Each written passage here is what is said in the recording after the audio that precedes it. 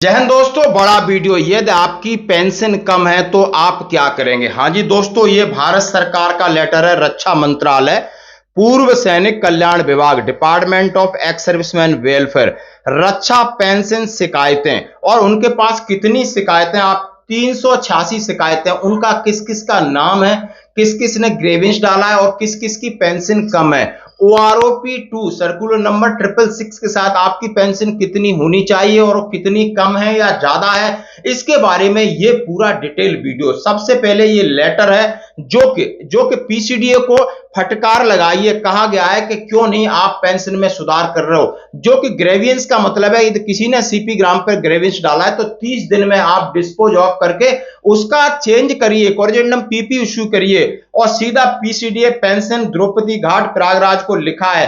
15/4/2024 यानी आज से 3 दिन पहले का लेटर है। और सब्जेक्ट है redress of grievances regulation. Please find enclose a list of grievances received through CP grams despite the fact that an online grievance must be disposed of within 30 days. These grievances are pending at your end for long period. बहुत सारी शिकायतें CP ग्राम ने हमने PCDA को भेजी है और आपकी साइड में इसमें कोई परिवर्तन नहीं किया गया है, कोई सुधार नहीं किया गया। आप लेटर देखिए, non revision of service pension in the rank of Havaldar as per circular 666, non-payment of revised pension under OROP-2 arrear CPPC को। लोग कितने परेशान हैं, इस परेशानी को आप देख सकते हो। आज मैं साथ में ये भी बताऊंगा कि आपकी पेंशन एक्चुअली कितनी होनी चाहिए। हर एक बंदा कहता है सर मुझे नहीं पता। यदि आप एमएससीपी हैं तो आपकी कितनी होनी चाहिए, यदि आप ऑनरी हैं तो कितनी होनी चाहिए, यदि आपकी लेंथ ऑफ सर्विस के हिसाब से कितनी होनी चाहिए, आप सिपाही हैं तो कितनी होनी चाहिए, नायक हैं तो कितनी होनी चाहिए, हवलदार हैं तो कितनी, नायब सूबेदार। आराम से इस वीडियो को 4 बार सुनना, देखना, समझना। हमें आप कॉल कर सकते हो, जो भी हमसे हेल्प होगी हम बताएंगे, लेकिन आपको अपने पेंशन के बारे में जानना जरूरी है। क्योंकि अब OROP-2 की विसंगतियां खत्म नहीं हो रही हैं, उनके बहुत सारी प्रॉब्लम्स हो रही हैं। OROP-3 का भी समय नजदीक आ गया है। तो जरा अपना दिमाग थोड़ा खुला रखना। जिस तरह मैं कोई वीडियो नहीं बना रहा हूं, मैं आपको समझाने की कोशिश कर रहा हूं, फैक्चुअल फैक्ट बताने की कोशिश कर रहा हूं। और आपकी जानकारी ही सबसे बड़ी चीज, आपका हथियार होगी। यदि आप सही जानकारी जानते हो, यदि आपकी कमी है, ज्यादा है, तो उसको दुरुस्त भी आप कर सकते हो। तो दोस्तों, इस लेटर के बारे में पहले बता देता हूं। It is requested to examine the matter to each the above grievance and take necessary action for redressal the matter. Action taken in his regard may please be furnished without further delay to pensioner directly under intimation to this division. उन्होंने कहा है कि pensioner परेशान है, आप उनकी ये समस्या है, जो ग्रेवियंस हैं, अकॉर्डिंग टू सर्कुलर 666 आप उनका सुधार करिए, उन्हें मत परेशान करिए। और शरद चंदन है, सेक्शन ऑफिसर पीजी, आप उनका नंबर भी लिखा है, लेटर भी देख सकते हो। आपको सैनिक जीवन पेज पे लेटर, और आपको मैं डालूंगा 386 पेज की लिस्ट, 386 नाम की लिस्ट है। 22-28 पेज का ये है। आपको चाहिए, किसका नाम है, उसमें सब कुछ लिखा हुआ है कि सीरियल नंबर, रजिस्ट्रेशन नंबर, नाम और कब से पेंडिंग है आपकी ग्रेवियंस। सारी चीजें आपको पूरा का पूरा पता होना चाहिए। यदि आपने ग्रेवियंस डालना है, पूरा तरीका है। लेकिन पीसीडीए में, जैसे कि मैंने सवेरे बताया था, कि ये लोग ज्यादा काम करके राजी नहीं है, इसी तरीके से करते हैं। आइए अब आपको आज मैं फिर एक बार टेबल नंबर 7 के हिसाब से आपकी पेंशन कितनी होनी चाहिए। और ये उनके लिए है जो लोग जुलाई 2019 से पहले के रिटायरीज हैं। याद रखना, जुलाई 2019 से पहले के जितने भी रिटायरीज हैं उनके लिए टेबल नंबर 7 इफेक्टिव है। उसके बाद वाले हैं, यदि उनकी कम आ रही तो अपने रिकॉर्ड में अप्रोच करें, और उससे पहले वाले हैं तो उसके लिए आप सीपी ग्राम और पीसीडीए में अप्रोच करें, क्योंकि इसका आदेश सर्कुलर नंबर 666 उनके पास है। यदि आप अभी रिसेंटली रिटायर्ड हो रहे हो और इसके हिसाब से आपकी कम है, ज्यादा है, तो पीसीडी अभी कुछ नहीं करेगा, आपको रिकॉर्ड में अप्रोच करना होगा, पीओआर में अप्रोच करना होगा। ये बात क्लियर है। अभी जो रिटायर्ड है तो वो सर्कुलर नंबर आप समझ लिए 777 बनेगा, जुलाई 2024 से OROP-3 होगी, उसमें आप कंसीडर किए जाओगे सभी जो जून 2024 तक के रिटायरीज हैं। तो वो प्रक्रिया बात की। लेकिन ये जो है, आप समझ सकते हो, 25 से 26 लाख पेंशनर, उनके लिए है टेबल नंबर 7। यदि मैं बात करूं, यदि आप सिपाही हैं और आपने 15 साल सर्विस किया है, तो आपकी पेंशन बनती है 18,807। क्लियर है भाई, 18,807 किया है। और आपको टीएस नायक मिल गया है तो 20,107, और 15 साल में आपने हवलदारी में ही फौज छोड़ दी है तो 21,782 बनती है, और बाकी 15 साल में नायब सूबेदार कोई छोड़ता नहीं है।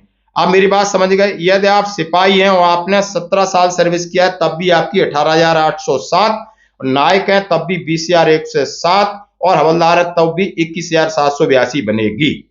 अब मैं इतना बता रहा हूं, अभी आगे आप चलते हैं। यदि आप नायक हैं और नायक में सर्विस आपने 17, 18, 19 जो भी किया है तो आपकी पेंशन कितनी बनेगी? यदि नायक टीएस हैं तो आपकी बनेगी, यदि आप नायक हैं तो 20,969 बनेगी, यदि आप नायक टीएस हैं 19 साल सर्विस किया है। हवलदार हैं तो 21,782 ही बनेगी।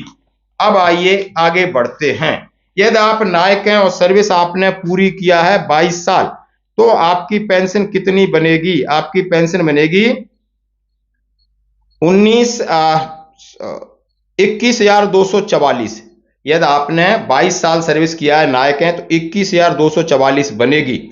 और बात ये देखिए, यदि आप हवलदार हैं तो 22,144 बनेगी, यदि आप हवलदार हैं 22 साल में करके आए हैं।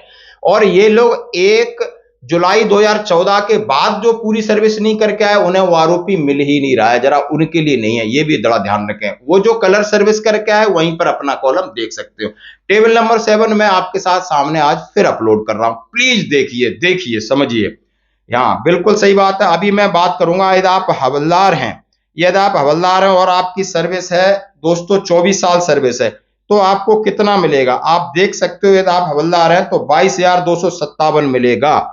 यदि आप नायब सूबेदार इसी कैटेगरी में तो 24,885, यानी आप नायब सूबेदार कुछ भी 24,000 आपको 885 है, लगभग आप चाहे 26 साल करके आओ 24,885 से कम है तो रिवीजन हो जाएगा।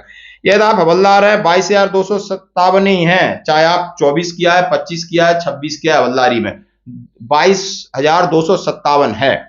अब जो एमएसपी के बारे में, यदि आप सूबेदार हैं, यदि आप सूबेदार साहब हैं और आपने सर्विस किया है मान लो 28 साल सर्विस किया है तो 29,700 बेसिक पे होगी, और आपने 30 साल या इसके ऊपर ज्यादा करने की कोशिश किया है तो 31,000 होगी, अदरवाइज 29,770, और 30 साल उसके ऊपर कर रहे हैं तो 31,000 होगी। यदि आप सूबेदार मेजर हैं और सूबेदार मेजर की 31,250 और आपने 24 साल से ऊपर करके फिर 31,775 और उसके बाद 33,400 है जो 32 साल से ऊपर ज्यादा किया। ऑनरी लेफ्टिनेंट कैप्टन साहब का आपको पता है 41,200, 43,675 सर्विस के हिसाब से। यदि आप ऑनरी कैप्टन है, आपने सर्विस 28 साल किया है तो आपको 42,500 मिलेगा। ये आपका टेबल नंबर 7 है जो कि मैं आपके सामने शेयर कर रहा हूं। अभी मैं एक थोड़ी सी और बात कह देता हूं जानकारी के लिए। अब आपकी पेंशन का आपको क्लियर पता चल गया। आपका रैंक और लेंथ ऑफ सर्विस के हिसाब से पेंशन कम और ज्यादा होती है। यदि आप हवलदार हैं, आपने 15 साल किया है, हवलदार हैं 24 किया है तो थोड़ा अंतर मिलेगा। और एमएसीपी रैंक अपने पीपीओ में जरूर देखें कि एमएसीपी का बवाल यह है कि 1 जनवरी 2006 से एमएसीपी लागू थी, पिछले वालों के लिए लागू नहीं, तो बेचारे उनकी तो वैसे ही कम है। अब 1 जनवरी 2006 से सितंबर 2008 के बीच के कई मेहमान सो रहे हैं, उन्हें पता ही नहीं कि एमएससीपी होता क्या है, क्योंकि इसका लफड़ा था। उन्होंने कहा था कि एमएससीपी को 2008 सितंबर से लागू करेंगे, फिर कोर्ट का आदेश आया 1 जनवरी 2006 से किया। तो बीच के लोग हैं, कई लोगों को हमने इसमें हेल्प किया है, उनको एरियर मिला है, उनको सुधार हुआ है। उसके बीच में आप आए हो तो आपको सर्विस के हिसाब से, यदि आप 17 साल सर्विस करके आए हो तो आपको हवलदारी की पेंशन मिलेगी। क्लियर है भाई? क्यों कि पहली एमएससीपी 8 साल, दूसरी आपकी 16 साल, तीसरी एमएससीपी 24 साल के बाद है, तो इसका भी फायदा उठाएं। यदि आपको कहीं और कंफ्यूजन है तो भाई मेरा ये नंबर नीचे चल रहा है, एक बार कॉल कर लेना। कॉल नहीं लगता है तो मैसेज कर देना कि सर मैं रिटायर्ड जब हुआ हूं, मेरा रैंक ये है और डेट ऑफ रिटायरमेंट है और लेंथ ऑफ सर्विस इतनी है, मैं आपको करेक्ट जानकारी दूंगा। और इसके लिए करना क्या है, कौन कौन से डॉक्यूमेंट चाहिए, कैसे सुधार करना है, वो भी रास्ता आपको जरूर बताऊंगा। तो इस वीडियो को आपने तो देखना है लेकिन अपने भाइयों तक शेयर करना है, और जो भाई समझ नहीं सकते हैं, जिसने समझ लिया है तो उनको प्लीज प्लीज समझाना है, क्योंकि इतने लोग कॉल करते हैं। हम जानते हैं, हम इस सेना में हैं, हमारे पुराने लोग कितने पढ़े लिखे थे, उनको क्या क्या आता है आप समझ सकते हो, वो भी हमारे ही हैं। वो भी हमारे ही पूर्वज हैं भाई, हमारे ही लीजेंड रहे हैं, हमारी सेना में उन्होंने भी मेहनत किया है। यदि पढ़े लिखे नहीं है तो उसमें कोई उनका गुनाह नहीं है, तो हम एक दूसरे की हेल्प करके आगे बढ़ेंगे। ये वीडियो जरूर शेयर करें। ये लिस्ट भी आपको मिल जाएगी इतने पेज की, जो कि DSW ने डाला है। आप बिल्कुल अप्रोच करते रहिए, पीछे लगे रहिए, अपनी पेमेंट सुधार करिए। धन्यवाद।